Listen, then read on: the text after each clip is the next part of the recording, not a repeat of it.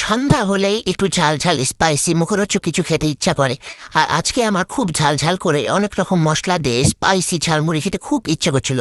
তো ঝালমুড়িকে আমি একাই খাবো, চলুন আপনাদের সাথে শেয়ার করি ঝালমুড়ির রেসিপিটা। তো এই জন্য আমি নিলাম কাঁচামরিচ, পেঁয়াজ, শসা, টমেটো, ধনেপাতা সবকিছু রেডি করে ফেলেছি। এখন আমি পেঁয়াজটাকে কুচি কুচি কুচি কুচি করে কেটে ফেলবো। এতে দেখুন সুন্দর করে কুচি কুচি করে নিখুঁতভাবে কাটতে হবে। তো আমি পেঁয়াজগুলোকে সুন্দর করে কুচি কুচি করে কেটে ফেললাম। এরপরে কাঁচামরিচটা সুন্দর করে কুচি কুচি করে নিখুঁতভাবে কেটে ফেললাম ছুরি ছুরি করে। এবার ফ্লেভারের জন্য আমি একটা আদা নিয়েছি ছোট। তো এই আদাটাকেও সুন্দর করে কেটে কুচি কুচি করলাম। আদাটা শুধু ফ্লেভারের জন্য দিব, আদাটা দিলে ঝালমুড়ি খেতে অনেক ভালো লাগে। তো আদাটাকে আমি সুন্দর করে কুচি কুচি করে নিলাম। এরপর আমি নিয়ে নিলাম একটা সবুজ রঙের সুন্দর একটা শসা, ফ্রেশ শসা। তো শসাটাকে আমি পেলা দিয়ে ছিলিয়ে নিলাম।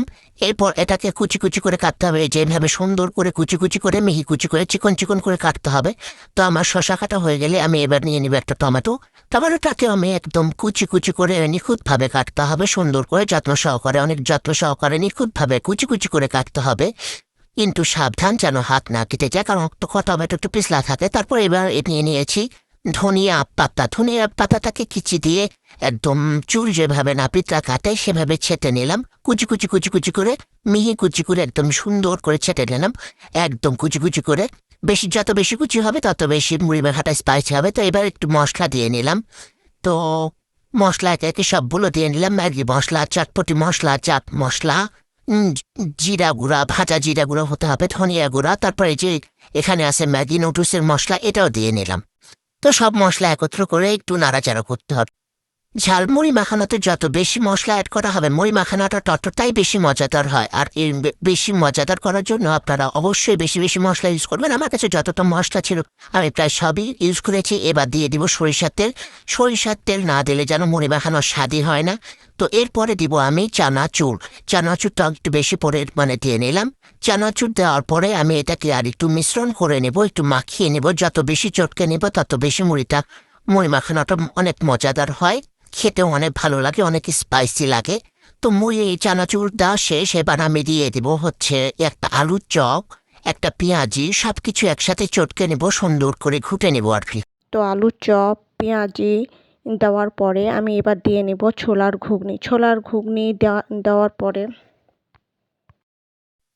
তো আলুর চপ, পেঁয়াজি দেওয়ার পরে এবার দিয়ে নেব ছোলার ঘুগনি। ছোলার ঘুগনি আলুর চপ পেঁয়াজি দিয়ে একটু ভালো করে চটকে নিতে হবে, ভালো করে মথে নিতে হবে।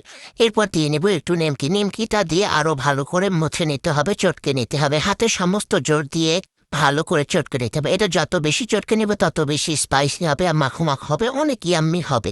তো সুন্দর করে চটকে নিতে হবে, যত জোর আছে সব জোর দিয়ে একদম ভালো করে মথে নিতে হবে। এবার টমেটো আর শসা কুচি দিয়ে নেব, শসা কুচি টমেটো কুচি দিয়ে আর একটু সুন্দর করে মাখো মাখো করতে হবে, একদম ইয়াম্মি স্পাইসি যেটা বলে। তার একটু মশলা দিয়ে নিলাম। এবার দিয়ে নিলাম রুচি বড়ই চাটনি। এই চাটনিটা দিলে মুড়ি মাখানোর অসাধারণ টেস্ট হয়, একেবারে ইয়াম্মি।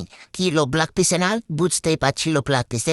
মুড়িটাও দিয়ে নিলাম। আমার মনে হলো তেলটা কম পড়েছে, তো আর একটু সরিষার তেল দিয়ে দিলাম।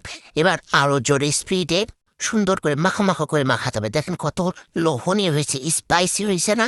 দেখেই বোঝা যাচ্ছে। ও মাই গড, এতটা স্পাইসি আর এতটা সুস্বাদ বলে বোঝানো দরকার। কি যে মজা!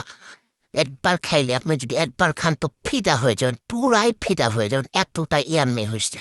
ও এম জি, মুড়ি মাখানোটা যে এতটাই ইয়াম্মি হয়েছে, এতটাই স্পাইসি হয়েছে, এতটাই মজা হয়েছে যে বলে বোঝানো যাবে না। জাস্ট একবার আপনি খাবেন, এই মুড়ি মাখানো প্রেমে পড়ে যাবেন, আই গ্যারান্টি। তো আপনাদের কি লোভ লেগেছে? আমি তো বুঝতেই পারছি আপনাদের লোভ লেগেছে। তাহলে নিজের ঘরে বসে বানান আর আমাকে একটু লাইক কমেন্ট করে সাপোর্ট করে দিয়েছেন, ঠিক আছে? অবশ্যই কিন্তু লাইক কমেন্ট করবেন। এত সুন্দর করে মুড়ি মাখানো দেখালাম, তো একটু লাইক কমেন্ট করবেন না? অবশ্যই সাপোর্ট করবেন, ঠিক আছে?